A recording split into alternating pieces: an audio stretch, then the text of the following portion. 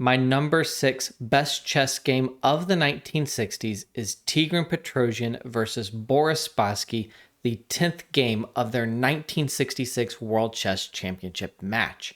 Now, these two players contested two World Championship matches in the 60s, in 66, which Petrosian won by a half a point, and in 69, when Spassky claimed the title that he would lose to Bobby Fischer in the next cycle. Now, these matches really feature some incredible chess and some great victories from both players, but this game stands out for its incredible strategic ideas and memorable tactical finish. The game opens without immediate drama and conflict, but we do see an early sign of aggression from Spassky. It is the selection of the King's Indian defense, certainly an opening that indicates he's looking for a fight in the game. Now, Petrosian has selected in response the fianchetto system against the King's Indian defense. Certainly a reliable and viable option, although maybe not as aggressive as, for example, the Petrosian system against the King's Indian. In any case, from here, we're going to see natural moves from both players and theoretical moves from both players. Knight c6, knight c3, pawn d6, d4, a6, d5, knight a5, a clear indication of looking for play on the queen side. Knight d2, a very nice and instructive move, defending the attacked pawn on c4, opening up this bishop for some action along this diagonal, and preparing for pawn e4 at some point. Now, after knight d2, we see pawn c5, queen c2, and at this point, possibly a mistake, pawn to e5. Petrosian comments, at this point, Spassky avoids the theoretical move 10 rook b8. In my view, this early blocking of the bishop on g7 does not harmonize with stationing the knight on e5. White now has plenty of freedom in his choice and plans. Petrosian's comments get right to the heart of the issue. The knight on a5 is in particular worth watching. It will not get back into this game. Now, after e5, the play develops b3, knight g4, pawn to e4, f5, the typical King's Indian breaking move, and after e takes f5, it's necessary to capture back with the pawn.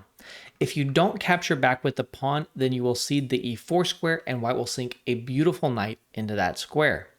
So after pawn takes f5, we see knight to d1. Now, Petrosian does not actually comment on this move at all, which I find surprising because I think it's one of the most instructive and surprising moves in the game. Petrosian is placing the knight on d1 to control the e3 square, among other things. Now, after controlling the e3 square, it is possible to play f3, which happens in the game, and sometimes f4, and the knight can bounce out to e3 and be very strong there in many, many cases. Now, after the move knight d1, we see pawn to b5. Spassky is finally getting his counterplay going, and Petrosian plays f3. Very surprisingly, he gives this move a question mark. Now, in general, we are going to see Petrosian be very pessimistic about his play in the notes, and this is the first occasion of that.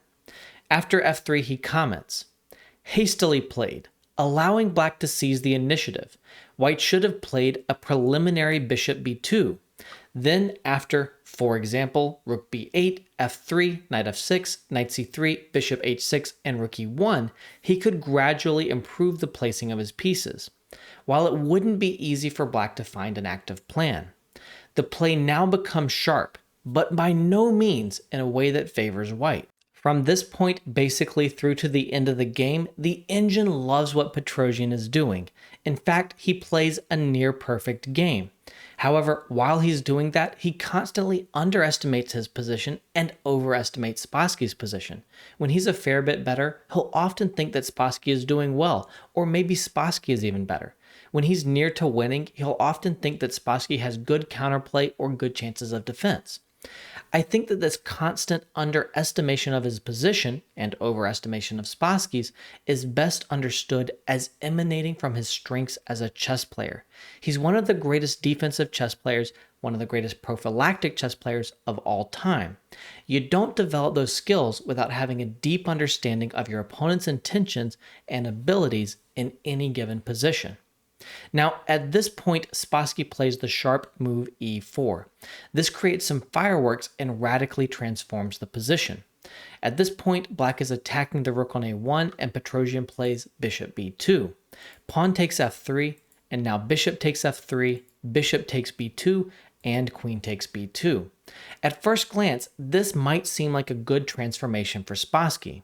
After all, he's gained the e5 square for his knight, and he now puts his knight on that square. However, actually this position is very good for Petrosian, and the thing to constantly keep in mind in all of the variations is that the knight is out of play on a5 and black's rook on a8 is not contributing.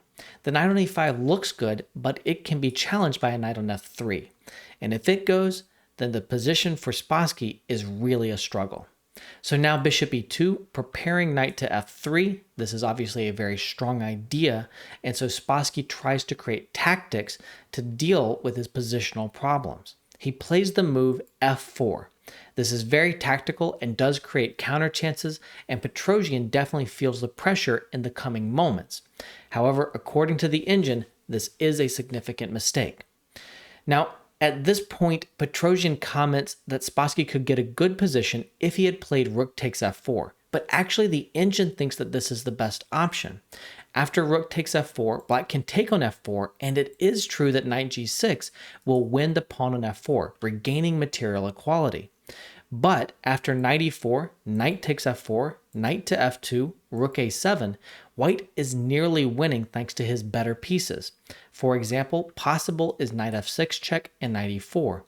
Or you could play king h1 and then just try to include this rook. Again, white's pieces are better, and the knight on a5 is still out of play. In the game though, after f4, Petrosian tries pawn takes f4. And now Spassky makes a very committal decision, bishop to h3. We'll see Petrosian's comments in a moment, but Petrosian advocates for a different move. He says, black overrates his position, and the scenario changes suddenly and drastically.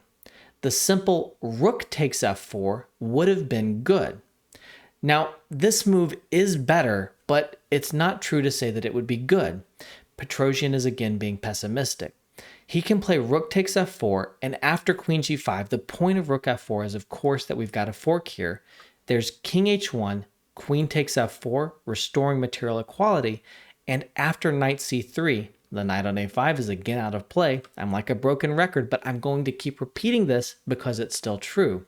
And in this position, the queen on b2 may not look so good, but it matters a lot that the rook is coming to f1 or g1 depending on what black does, and this is going to create a ton of pressure on the black position. Again, Petrosian is much better, nearly winning. After bishop h3, this is a good moment to pause your video if you want to try to find the brilliant move that Petrosian played in this position. Knight to e3, a brilliant move. For the cost of an exchange, Petrosian fully mobilizes his forces for the attack. Now, of course, Petrosian is extremely famous for his exchange sacrifices, but his most famous, most unique exchange sacrifices were positional in nature. This one is all about the attack against the black king, and it's almost impossible to defend. Now, the best defense by Spassky would have been rook takes f4. After rook takes f4, queen g5 check is the point. You've got a fork here so that you can regain the material. In this position, you can pick an endgame approach, which is what Petrosian would have done, or you could play for the attack. The endgame approach is rook g4, and after an exchange down of a lot of pieces on g4, the king goes to h1. The threat is rook g1, and that is a tremendously dangerous threat that must be parried right away with queen d4 playing for a queen trade. After rook g1 check, king over to h8, and then the queen trade, you get a very favorable endgame. It's not clear if it's entirely winning, but both rook g4 and knight e4 do offer good winning chances, and it's only white who can push for that win. Now, if you are a more attacking-minded player, then you can play king h1, and after queen takes f4, you could play rook g1 and then rook g3. Again, the knight on a5 is out of play for black, and that, combined with other factors, create good attacking chances for white here. So, In the game, though, Spassky did accept the exchange sacrifice. Bishop takes f1. It's not clear to me if it is possible for Spassky to defend from here. So now rook takes f1, and the knight on e5 must move. Spassky pulls it back to g6, but Petrosian says it would have been better to withdraw the knight to d7 and to meet bishop g4 with queen f6. The computer, though, suggests king h1 in this position. And after king h1, the computer thinks that white is winning. Again, Petrosian is naturally underestimating his attacking chances, but a clear-eyed approach does see that here white is doing tremendously well and the knight on a5 is just not contributing.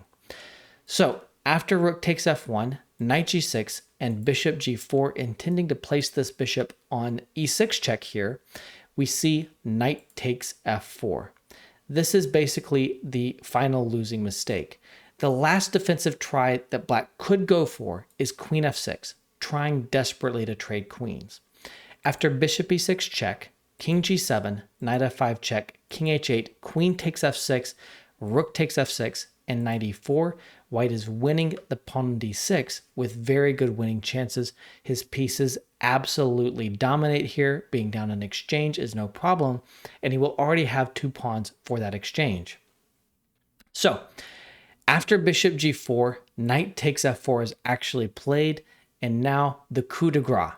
Rook takes f4, a second exchange sacrifice from Petrosian. Now rook takes f4 and bishop e6 check. The king cannot run, so one exchange does have to be offered up right away. If king f8 here, it's of course natural that the invasion of the queen is very strong. Queen h8 check, king e7, queen takes h7 check. Now, if the king were to pull back, you would at least have queen h6 check picking up this rook on f4. So the king should try to step forward, but after king f6, there's queen h6 check, and now king e5 and queen g7 check. This is really the only winning path, and it is a kind of narrow one. But of course, the king on e5 is not safe at all. In this position, you can block on f6 with the rook or the queen. If queen f6, then queen g3, pinning this rook right here. The idea here is knight f3 check or knight g4 check. In this position, after king d4, the only move to step out of the way of these threats, there is knight c2 check, and after king e5, there is now queen e3 forcing mate. Alternatively, if you try rook f6, there is queen g3 check right away, and then if king d4, knight c2 is an immediate and very pretty checkmate. So after bishop e6, we do see rook f7, pulling the rook back, stepping into the pin, and saying, please just pick up one exchange. Of course, Petrosian is not looking to regain material right here yet. The pin can be cashed in on at any point. Instead, he plays knight e4, saying, a picturesque position. Black is helpless in spite of being 2 exchanges up. His knight on a5 passively witnesses the annihilation of his army. At this point, you could try king f8 if you're Spassky. This is sort of the most human try, trying desperately to get out of here, but of course, these players can basically calculate this position to mate.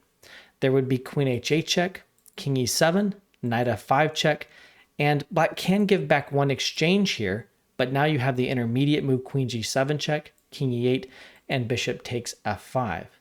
Ideas here, of course, include knight takes d6 in some cases, knight f6, and bishop just sliding into e6, or bishop takes h7 and the bishop back to g6. It's just too much. The king on e8 is dead in the water. So queen e7, queen g8, queen f8, knight f6 check, king e7, queen e6, king d8, queen d7 is the most natural mating line. In the game, after knight e4, Spassky tried queen h4, a natural move that allowed knight takes d6, queen g5 check, king h1, and rook a7. There is a forcing conclusion here. This is a great moment to pause your video if you want to try to find the fantastic combination that Petrosian ended the game with. Petrosian's conclusion is bishop takes f7 check, rook takes f7, and queen h8 check. Boom! The move ends the game on the spot, and Spassky resigned. This is, of course, a tremendous and beautiful idea. It's been seen in lots of other games. If you've got a good tactics book, you might have seen this basic idea before. But of course, playing this move in a world championship as the culmination to a great game is one of the greatest satisfactions that a chess player can ever hope to have. Of course, the only legal move here is king takes, and the point has been to drag the king away so that you can capture on f7 with a royal fork, and after the king moves, you will take the queen and be a knight up. I hope that you've enjoyed this game. If you want to see more games from this series on the best chess games of the 60s, then simply click on that playlist that is popping up on your screen.